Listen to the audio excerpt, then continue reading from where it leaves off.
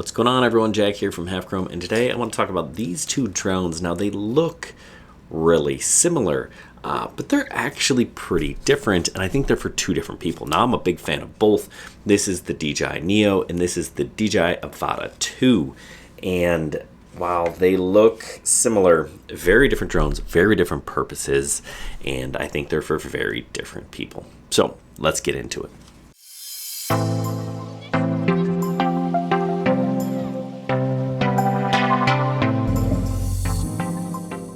And we might as well start with the specs. How do these things compare? Starting with the Neo, this is the smaller one. It starts at $200. It's 135 grams. That's like a third of a pound. You can fly this for up to 18 minutes. At a distance, now depending on your controller, max distance 7 kilometers, that's over 4 miles. That's with a special controller, or as it comes by itself, about 100 meters. Has a top speed of 16 meters a second, that's 35 miles an hour. And this camera is on a 1-axis gimbal. It's a 1/2-inch sensor, and it does have internal or electronic stabilization. You can do 4K at 30 frames a second with a bit rate of up to 75 megabits per second. There's a bunch of different ways to fly this guy, and it has a handful of intelligent flight modes.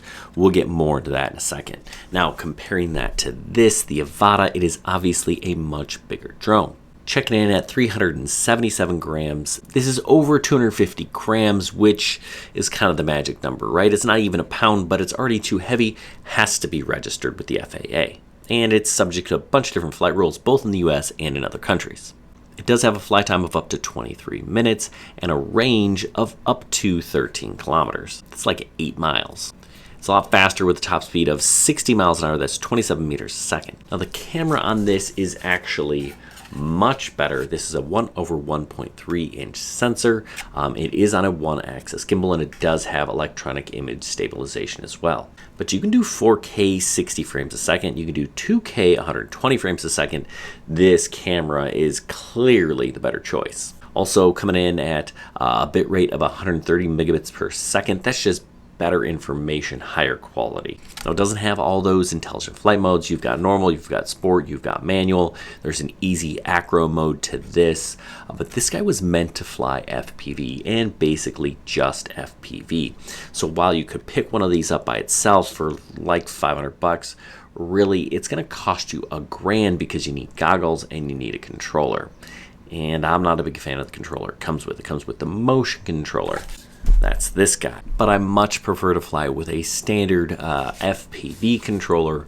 You're going to have to buy that separately. So the Avata is definitely an investment. But if I was limited to just one drone, and I've got a bunch, the Avata is what I would choose. But I don't think it's what everybody should choose. So let's dive deeper into both of these drones, and I'll tell you why I choose the Avata and why I think you watching probably should choose the Neo. So both of these can be flown FPV, first person view. That means you strap on the goggles. That's these guys here, antennas up, and then I see what the drone sees from that camera on front. It's awesome. It is a totally different experience, and I can fly through obstacles, and this guy really excels in that, right? It is such a unique experience to be able to see and to fly in the goggles, and I love doing that. And the picture on this is crisp and clear. You can fly through houses, you can fly acro mode, you can fly over landscapes. It's just awesome. You have great range, great visibility, and the pictures that you save coming out of this are pretty fantastic. That's really all you can do with this. I don't know why DJI limited it. You can't fly it with a standard remote controller.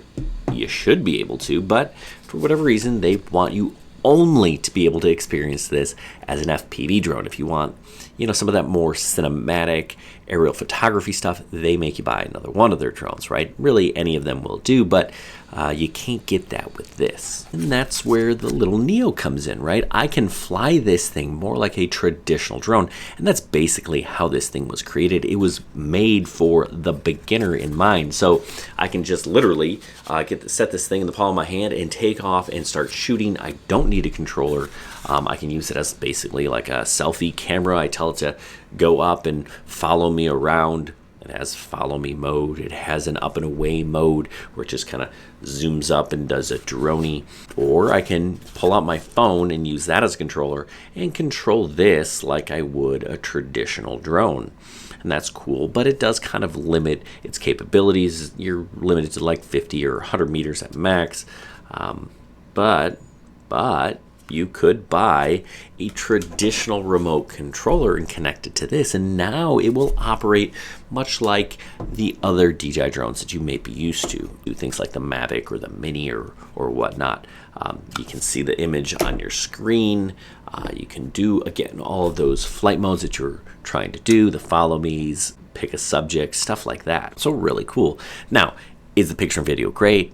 No, it is not, but it's pretty darn good, especially during the daytime, right? That 1/2-inch sensor, it's not going to do well at night, but it's going to do well for most situations.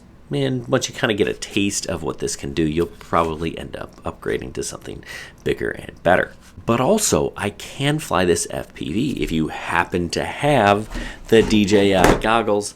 These are the goggles 3. I believe the goggles Integra work. The inexpensive goggles 3N, I think they're called, also an option for this guy. And you buy the DJI FPV remote controller and you can fly it FPV. But it's not going to be as responsive as the Avata. It's not going to fly as smooth as the Avata.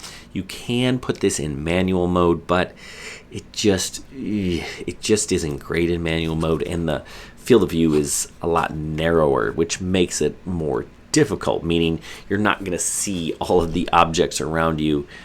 You might hit something. You may, I cleaned it up. You can't really see the tree branches and leaf remnants on this thing anymore, but yeah, I've crashed this guy just because FPV, which is how I really enjoy flying, it's not the best on this, but it can be done. So yeah, great for a beginner, great for someone that wants to fly FPV and do some more cinematic stuff, right? Like, it's not an acro ripper. Can you fly acro with this? Yes, but it's a little bit heavy to do that. You might want to choose something like one of these guys on my wall if you want to do acro, because they're better suited for that, but that's a whole different video. Anyway, I hope this helped you understand what the differences were between these two drones and which one might be better for you. Hey, thanks for watching. If you're looking for either of these, I'll have links down below. They're affiliate links. Listen, prices are changing all the time, but the place to start would be the links down below. I'll try to find the best deals, and if they're even out there. Anyway, I hope this was helpful. Good luck, everyone, and happy flying.